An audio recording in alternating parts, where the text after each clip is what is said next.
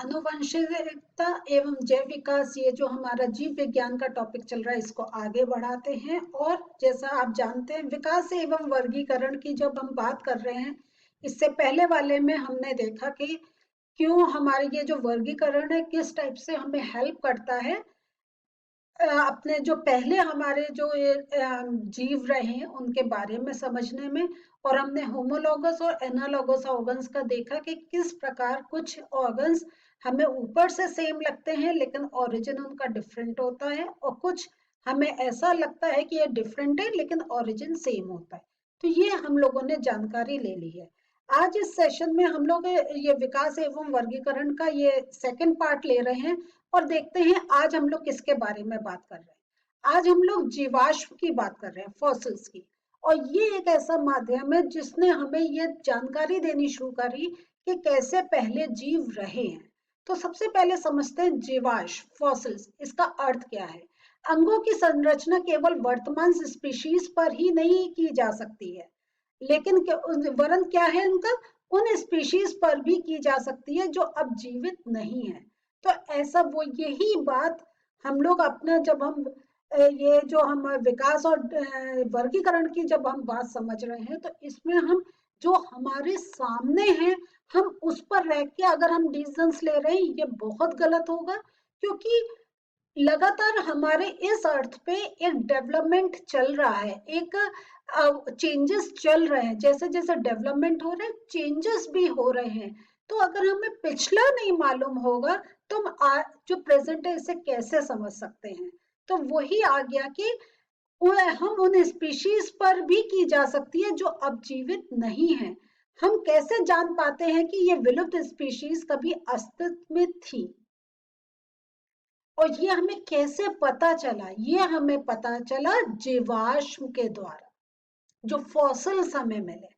तो अगर आप कहें तो अगर हम अपने साइंटिस्ट के बारे में पढ़ें तो हो सकता है वो जो सामने है उस पर ही विश्वास रखते हो, लेकिन कभी कुछ जमीन खोदते हुए या कभी कहीं आते जाते उनको ये जीवाश्म फॉसिल्स मिले, और वो उन्होंने प्रेरित करा कि ये क्या है। जब उन्होंने उसके बारे में ढूंढने की कोशिश करी, उस पर रिसर्च करी, तो पता चला होगा कि ये ऐसे भी जीव इस धरती पर थे। तो बात समझ लीजिए, एक मिस्ट्री उनके सामने थी। और जब आपके सामने, आप सोचिए अगर ऐसी कोई चीज आपके सामने आए तो क्या आपके अंदर एक क्यूरियोसिटी नहीं होगी वो जानने की कि ये कैसे थे, क्या हुआ। और फिर जब आप आज के देख रहे हो तो आप देखेंगे अरे ये हम लोगों के अंदर है या इस जीव के अंदर है, और ये ऐसे गुण तो हमें जिनके जीवाश्म मिले वो वैसे थे। तब आप कहीं और अपनी एक रिसर्च करेंगे ये समझने के लिए वो कितने टाइम पहले इस धरती पर थे, और क्यों ये अब इस धरती पर हमें नहीं दिखाई दे रहे हैं, मिलते हैं तो किस एरिया में मिलते हैं। तो ऐसे हमारे अंदर बहुत सारे प्रश्न उठते हैं, और जब ये प्रश्न उठते हैं और जो इन पे रिसर्च करने लगता है वो साइंटिस्ट बन जाते हैं। कोई साइंटिस्ट हम जैसे ही प्राणी है लेकिन उनके अंदर क्यूरियोसिटी होती है, उनको ये जानने की एक इच्छा होती है ये हुआ क्यों हुआ, कैसे हुआ, कैसे कंट्रोल कर सकते हैं, कैसे ये नॉलेज हम और नई चीज बनाने में कर सकते हैं। ये ऐसे प्रोसेस चलता है। तो अभी तो हम लोग जीवाश्म फॉसिल्स की बात कर रहे हैं, तो चलिए इसको आगे बढ़ाते हैं। जीवाश्म, तो ये तो हमने पढ़ लिया जीवाश्म से पता चलता है, लेकिन जीवाश्म है क्या। ये मृत जीवों के परिरक्षित अवशेष को हम जीवाश्म कहते हैं, जो मृत हो गए हैं और उनके कुछ अवशेष हमें मिल रहे हैं। प्राचीन समय में मृत जीवों के संपूर्ण अपूर्ण अंग आदि के अवशेष तथा उन अंगों के ठोस मिट्टी, शैला तथा चट्टानों पर जो उनके चिन्ह हमें बने मिल रहे हैं, जिन्हें पृथ्वी को हम खोदने से प्राप्त करते हैं, वो जीवाश्म होते हैं। और यह चिन्ह इस बात का भी प्रतीक है कि ये जीव करोड़ों वर्ष पूर्व इस धरती पर थे, लेकिन अब ये लुप्त हो चुके हैं, ये अब हमारे सामने नहीं है। जैसे कोई मृत कीट गर्म मिट्टी में सूखकर कठोर हो गया, तो ये होता है जीवाश्म। चलिए हम लोग थोड़ी सी इसकी पिक्चर्स देखते हैं, तब हमें और ज्यादा क्लियर होता है जीवाश्म को समझने में। यहाँ आपके सामने थोड़ी मैं पिक्चर्स दिखा रही हूँ। तो ये जो जीव जो मृत हुए और उस समय वो किसी पेड़ की पत्ती के ऊपर क्या मतलब अवशेष हैं या धरती पर हैं, क्या ये किसी रॉक पर हैं, ऐसे आप देख रहे हैं ये जैसे जीवाश्म पेड़ का तना है। यहाँ पे ये एक और हमें एक आमोनाइट करके कोई वो पहले कोई ऐसे ऑर्गेनिज्म होगा उसका है। तो इस प्रकार से हम ये देखते हैं कि ये डायनासोर का हमें ऐसे अवशेष मिले। और ये एक बड़ी अच्छी पिक्चर है कि जहाँ पे आप देखिए कैसे उनके बॉडी पार्ट्स का एक हमें वो एक पूरा स्ट्रक्चर सा मिलता है। तो जब हमारे ये सामने आए तब लगा कि ऐसे जीव थे इस पृथ्वी पर। तो जरूर एक क्यूरियोसिटी होती है कि कितने टाइम पहले थे, उनका जीवन कैसे रहा होगा, इसके बारे में पता करने की। तो ये थे जीवाश्म। अब जीवाश्मों की आयु का आंकलन हम कैसे करते हैं? तो ये तो हमारे पहले थे हमारी इस धरती पर, जो अब हमारे वैसा कहीं कुछ अगर मिला है तो थोड़ा बहुत रिकॉर्ड, ज्यादा नहीं मिला है। तो इनका आंकलन हम कैसे करते हैं, कैसे पता करते हैं कि इनकी आयु क्या रही होगी, कितने टाइम पहले ये इस धरती पर थे? तो इसका जो आंकलन होता है वो दो प्रकार से होता है। आपको मालूम है कौन से हैं दो प्रकार? चलिए, आप लोगों ने हो सकता है पढ़ा हुआ हो, लेकिन हम लोग देखते हैं दो प्रकार कौन से हैं। एक तो है खुदाई द्वारा, सापेक्ष पद्धति द्वारा, कि ये देखते हैं कि वो कितना अर्थ के नीचे है। और दूसरा है फॉसिल डेटिंग द्वारा। तो इसको और पहले आप नाम ये पता कर लीजिए, अभी इनको हम समझेंगे। तो ये खुदाई सापेक्ष पद्धति द्वारा कैसे होता है, ये इसके बारे में कैसे हमें पता चलता है? खुदाई करने पर पृथ्वी की सतह के निकट वाले जो जीवाश्म होते हैं, गहरे स्तर पर पाए गए जीवाश्मों की तुलना में वो हमें अधिक नए होते हैं, क्योंकि वो तब तक इतने वो जो क्लाइमेटिक चेंजेस हुए हैं उससे वो इतना धरती के नीचे नहीं जा पाए। और जो काफी हमें गहरे नीचे पृथ्वी के काफी अंदर खुदाई करने पर मिलते हैं, वो हमें पता चलता है वो बहुत पुराने रहे। और फिर वो साइंटिस्ट का अपना एक होता है एक के अर्थ की लेयर्स कितने टाइम में बन रही हैं, उससे वो कैलकुलेशन करते हैं। फॉसिल डेटिंग ये एक आप लोग के लिए एक नया कॉन्सेप्ट है समझने के लिए। तो ये जो जीवाश्म पाए जाने वाले किसी एक तत्व के विभिन्न समस्थानिकों का अनुपात के आधार पर जीवाश्म का समय हम निर्धारित करते हैं। तो इसमें हम लोग C4 कार्बन 14 जो समस्थानिक है उसके वो जो सजीवों की तुलना। अब हम लोग दूसरा देखते हैं फॉसिल डेटिंग। ये फॉसिल डेटिंग क्या है? ये जीवाश्म में पाए जाने वाले किसी एक तत्व के विभिन्न समस्थानिकों का अनुपात के आधार पर हम जीवाश्म का वो जो समय होता है उसको निर्धारित करते हैं। तो ये जो हमारा समस्थानिक है इसमें जो हम यूज करते हैं वो है कार्बन 14, C14, जो सजीवों की तुलना करने में इसका हम उपयोग करते हैं।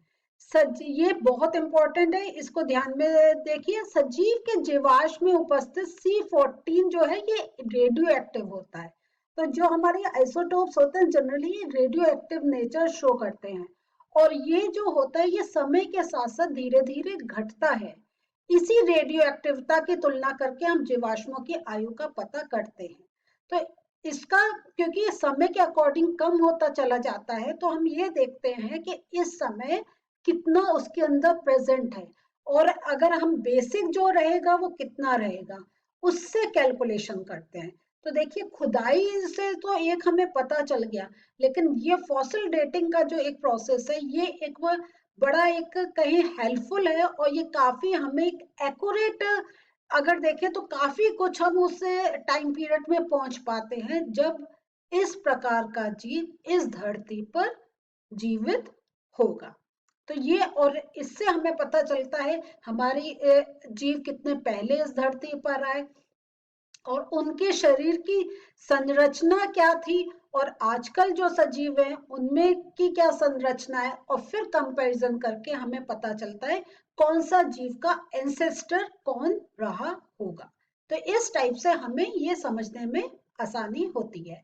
अब हम ये जीवाश्म किस प्रकार परत बनाते हैं, तो ये हम लोगों ने देखा कि ये जैसे अर्थ के नीचे दब गए हैं या उनके, ये तो अभी आपको बेसिक चीजें बताई हैं, लेकिन डिटेल में जाएंगे तो फॉसिल्स जो हैं, तो पूरा अगर कहें एक ब्रांच है जिस पर लोग स्टडी करते हैं। तो अगर हम देखें तो 10 करोड़ वर्ष पहले से हम इसको आरंभ करते हैं। समुद्र तल पर कुछ अकशेरुकीय, समुद्र तल पर कुछ अकशेरुकीय जीवों की मृत्यु हो जाती है। तो और ये, और हम समुद्र तल की क्यों बात कर रहे हैं, कुछ सोच सकते हैं आप? हाँ, क्योंकि अगर हम देखें तो हमारी लाइफ पानी के अंदर स्टार्ट हुई थी। तो सबसे पहले जो जीव कोसावेट्स के नाम से जाना जाता है उसको, तो पानी, तो जल, तो इसलिए सबसे पहले हमने वही गए हैं। तो वहां जो जीव थे और उनकी जब मृत्यु हो गई तथा वे रेत में दब जाते हैं। तो जो हम जानते हैं कोई भी पानी का बॉडी है उसके नीचे मिट्टी रेत कुछ ना कुछ होगा। तो देखिए इसमें यहाँ ये जीव थे, अब ये रेत के अंदर दब जाते हैं। और फिर धीरे धीरे क्या होता है, क्योंकि जैसे जैसे टाइम पास होता है वहां पे लेयर्स बनती चली जाती हैं, एक परत बनती चली जाती है रेत की। और जब वो रेत बनती चली जाती है तो उसके, और फिर उसके ऊपर और पत्थर और ये सब आने लग जाते हैं, तो उन पर एक प्रेशर बनना स्टार्ट हो जाता है। आप देखें ना, कोई चीज अगर लेयर की लेयर है तो धीरे धीरे उस पर एक प्रेशर आना शुरू हो जाएगा। और कुछ मिलियन वर्षों बाद क्षेत्र में रहने वाले डायनासोर मर जाते हैं तथा उनके शरीर की भी मिट्टी में वो भी दब जाते हैं। ये देखिए, ये पहले थे लेकिन जब हुए तो वो धीरे धीरे मिट्टी में दबते चले गए। और ये मिट्टी क्या हुआ, जब ये मिट्टी सॉलिडिफाई होने लग गई तब क्या हुआ, वो एक ठोस उसमें आ गई और वो एक चट्टान बन गई। तो अल्टीमेटली दबे तो वो एक मिट्टी के अंदर थे, लेकिन जब अब हमारे सामने आ रहे हैं तो हमें लग रहा है वो चट्टान के अंदर नीचे दब गए। तो हर जगह जब वो दब रहे हैं, जब उन, और आप ये भी जानते हैं कि या जितने भी ऑर्गेनिज्म हैं तो उनके ऊपर एक तो सेल्स वो कहें मांस है और उसके नीचे हड्डी है। मांस जो हम जानते हैं ये क्या है, ये तो जो माइक्रो ऑर्गेनिज्म होते हैं, जीवाणु होते हैं, ये सारे उसको खा जाते हैं, वो खत्म हो जाता है। अल्टीमेट क्या होता है, हड्डी का एक ढांचा बचता है, और वो भी बहुत टाइम में खत्म होता है। तो हड्डी तो काफी टाइम तक रहती है, तो वो सॉलिड हो गई। और वो जो रेत है, मिट्टी है, उसमें वो प्रेशर पड़ रहा है, तो आप खुद एक इमेजिन कर सकते हैं वहां पे उनका जो आकार का एक वो आकार बनता चला जाएगा। चाहे हड्डियां थोड़ी मिली हैं, थोड़ी डिटेरियोरेट हो गई हैं, खत्म हो गई हैं, लेकिन वो आकार एज इट इज बना रहेगा क्योंकि वो प्रेशर होता चला जा रहा है। तो इस प्रकार यहाँ वो एक हमें आकार देखने को मिलता है। फिर इसके कुछ और मिलियन वर्षों बाद क्या हुआ, इस क्षेत्र में घोड़े थे, तो वो घोड़े भी, उनकी भी मृत्यु हुई, वो उसमें दबते चले गए। और इसके काफी समय उपरांत मृदा अपरदन, अगर यह है कि अगर जो एक पानी की वजह से जो मिट्टी इधर से उधर कुछ शिफ्ट हुई, कुछ इधर उधर हुआ, तो इसके कारण चट्टाने क्या हो गया, फट गई। मतलब मीन्स जब इतने ज्यादा क्लाइमेटिक चेंजेस हो रहे थे तो कहाँ पहले एक चट्टान मिट्टी थी, चट्टाने बनी, फिर पानी से वो एक डिस्ट्रैक्ट हुई। और जब ऐसे जो एक लेयर्स हैं वो ऊपर नीचे हुई और ये जो जीवाश्म है ये सारे एक हमारे सामने उभर कर आने लग गए। तो जैसे जैसे हम गहरी खुदाई करते जाते हैं वैसे वैसे हमें जो जीवाश्म है और जितने टाइम पहले वो दबे थे वो मिलने लगते हैं। तो कुछ हमें ऊपर की खुदाई में मिलते हैं, कुछ और उसके नीचे की, कुछ और नीचे की। तो जैसे जैसे हम जितना खोदते जा रहे हैं हमें जीवाश्म मिल रहे हैं। इसका मतलब है जो ऊपर मिले वो थोड़े टाइम पहले थे, जो उसके नीचे वो उनसे पहले थे, और जो उनके नीचे वो उनसे पहले थे। तो इस प्रकार हमें डिफरेंट लेयर्स में डिफरेंट जीवाश्म देखने को मिलते हैं। तो जीवाश्म अध्ययन की उपयोगिता क्या है, तो ये जीवों के पृथ्वी पर अस्तित्व की पुष्टि करते हैं कि ये जीव इस धरती पर थे। इन जीवाश्मों की तुलना वर्तमान काल में उपस्थित समतुल्य जीवों से हम कर सकते हैं, हमें एक कंपैरिजन करने को मिल जाता है। और इनकी तुलना से हम ये भी अनुमान लगा सकते हैं कि जीवाश्मों के काल में क्या विशेष ऐसे परिवर्तन हुए जो उनके जीवन के लिए प्रतिकूल हुए। अब प्रतिकूल हुए तो एक हमें उससे यह आइडिया लग जाता है कि अगर जिस एनवायरनमेंट में वो रह रहे हैं उसमें कोई चेंजेस होंगे तो उनका जीवन एक कहेंगे तो एक उनको एक प्रॉब्लम हो सकती है और वो जीवित नहीं रह सकते। और ये हमारे लिए भी अप्लाई होता है कि अगर इतने ज्यादा क्लाइमेटिक चेंजेस हुए तो हम लोग जो इस पृथ्वी पर है उनको भी एक डेंजर हो सकता है। तो आज हम लोगों ने इस सेशन में यही समझा कि अगर ऐसे क्लाइमेटिक चेंजेस को हम कंट्रोल नहीं करेंगे तो जो जीव है उन पर भी इसी प्रकार वो प्रतिकूल अवस्थाएं होती चली जाएंगी और जीवन एक संकट में आएगा। तो ये एक हमें जीवाश्म स्टडी एक और पॉइंट देता है कैसे हम अपने क्लाइमेट को कंट्रोल करें कि जो इस धरती पे इस समय जीवन है वो काफी समय तक आगे चलता जाए। तो टॉपिक बड़े इंटरेस्टिंग आ रहे हैं, कुछ हमें नई बातें पता चल रही हैं, कुछ जो पहले मालूम थी उनकी डिटेल पता चल रही है। तो ऐसे ही इस टॉपिक को आगे बढ़ाते हुए एक और सेशन लेंगे। तब तक जितना पढ़े उसे हमेशा रिवाइज करें नए सेशन अटेंड करने से पहले। अगले सेशन में फिर मिलते। बाय।